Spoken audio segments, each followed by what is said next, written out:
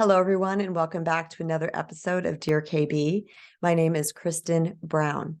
I am an author, a mentor, and a life coach, and I'm also the host of the Sweet Empowerment podcast, Reclaiming Your Personal Power, which you can find on all major podcasting platforms. Also, I'm a top mentor over at the Wisdom Social Audio app.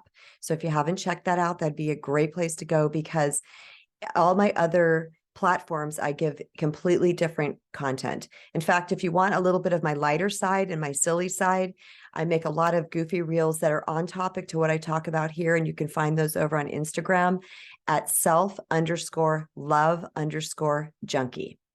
All right, so let's dive into this topic today. This is a tough one because I've been here myself and I absolutely know the pain that is involved in this. I also know that hanging on to someone who doesn't want us can cause a lot of anxiety. It can cause depression, and it can cause us to just reel all day long in our heads and just overthinking and asking the question, why? And I'm here to tell you that I experienced this myself some 10 years ago when I was really, really hung up on somebody. And I didn't think I could ever break free from this, but I did. And not only did I break free from this, I thrived afterwards and went on to attract and create a very loving and healthy relationship, which leads me to my first point, which is a person's rejection is our protection, and it is also our redirection. So let me explain what that means.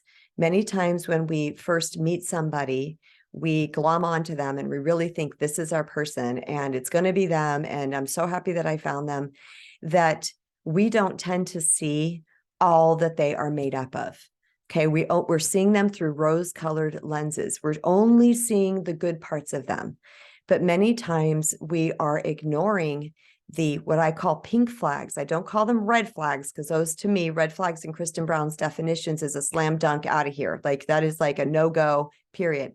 But pink flags are those things that come up that make us go, like that seemed a little off or a little strange or a little outside my value system or whatever it might be for you. There's this little thing that happens inside of you that's like, what was that?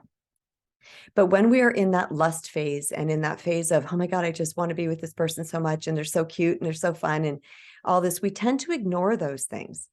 And one of the best tips to do is that to break free from this is to go back into your relationship and look in there and say, what did I not see? What was I ignoring? What was I not paying attention to? Now, I have a great story with this. I'm going to try to tell it to you briefly, is that the guy that I was hung up on, I was hung up on him for probably a good year and a half, which is what prompted this entire healing journey that I went through, because not only had I suffered through a betrayal of my husband at that time, he was the next guy that I attracted afterwards. And then he broke my heart too.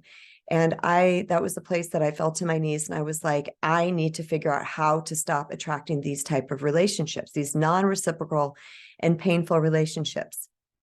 And I set course to do that. And I call that phase of my life the College of Kristen, because it was the time that I vowed to remain single and celibate, to go really, truly within myself and to do whatever it took to break through this pattern.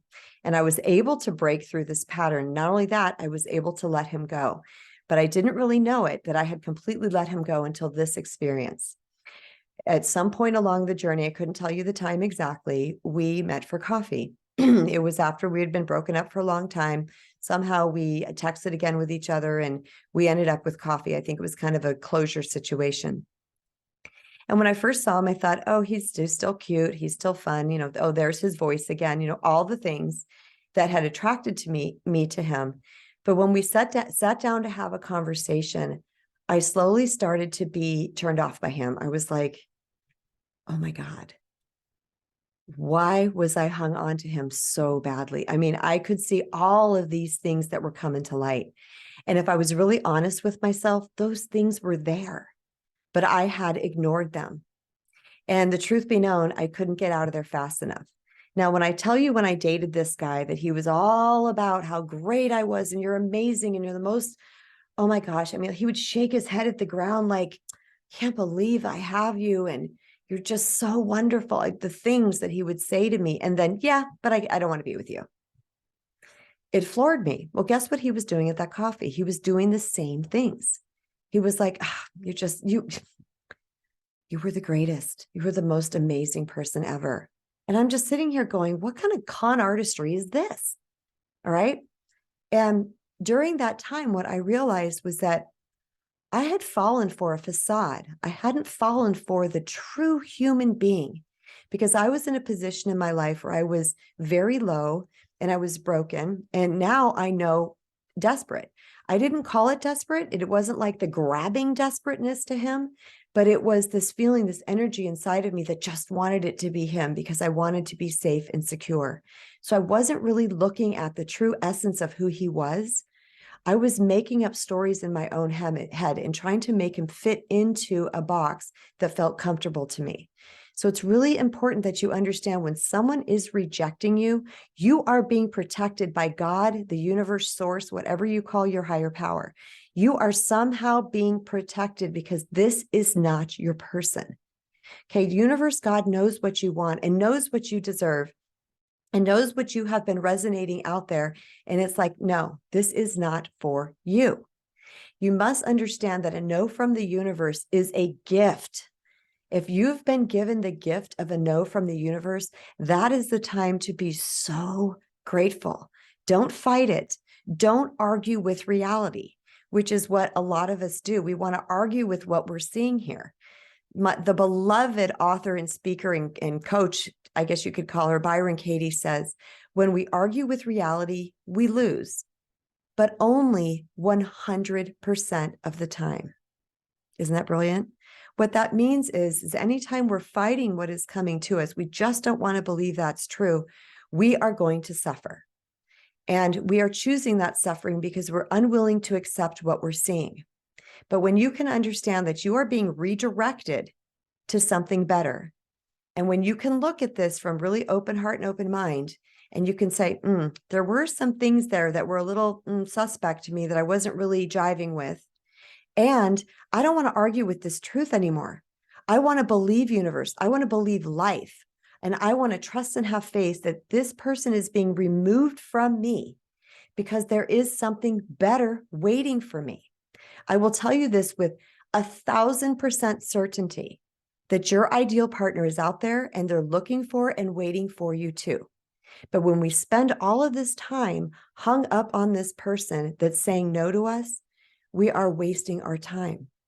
The key is to heal from this and to move forward. Which leads me to another tip, which is to ask yourself, what am I learning from this? What am I learning? In my situation with my guy, it was, my learning curve was, I was accepting the unacceptable again. I was willing to be last again, or not a huge priority in his life.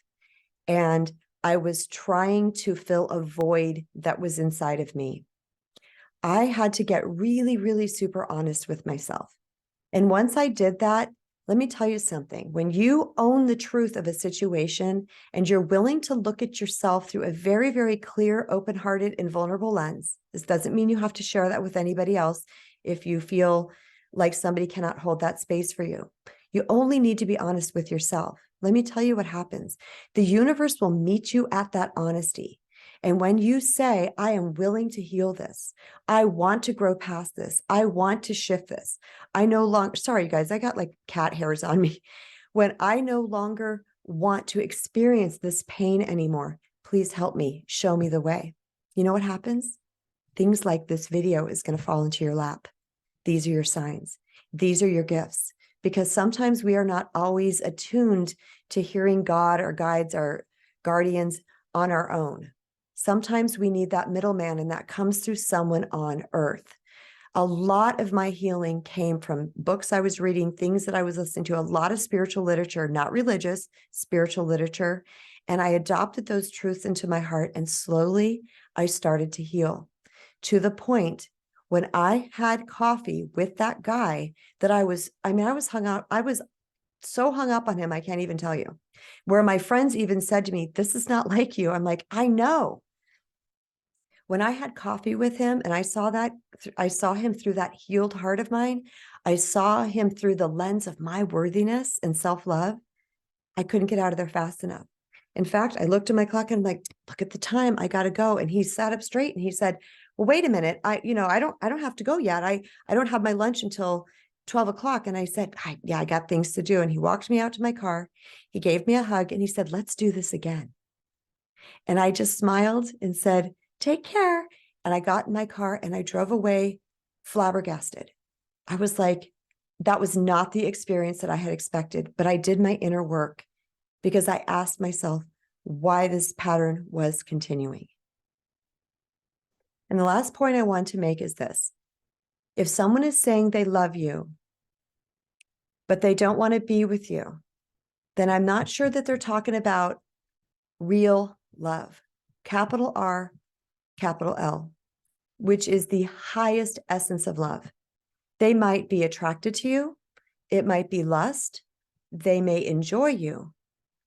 But real love, true love, wants to be with you. And they want to do whatever it takes to make the relationship worth. And let me tell you something. You are far more worthy than scraps and pieces and parts of somebody, what they're giving to you. You are worth the full Monty. You are worth being treated with respect, kindness, compassion, and being made a priority in their life. And what I would really like to see moving forward is if those things aren't happening, that you're not sitting there waiting for them to come accept you, that you're willing to say, I'm going to pass because I know there is someone better for me. Thank you for listening, and thank you so much for this question. And if you haven't yet, please subscribe and don't forget to turn on notifications so that you can be notified when I upload new videos. And also be willing to share this with someone you love or someone that you think could value from it. And hit that little thumbs up like button. And again, if you have any questions that you would like me to answer specifically, please post them in comments below, clear and succinct, so I know exactly what it is you are asking. And until next time, everybody, remember, you matter. Much love.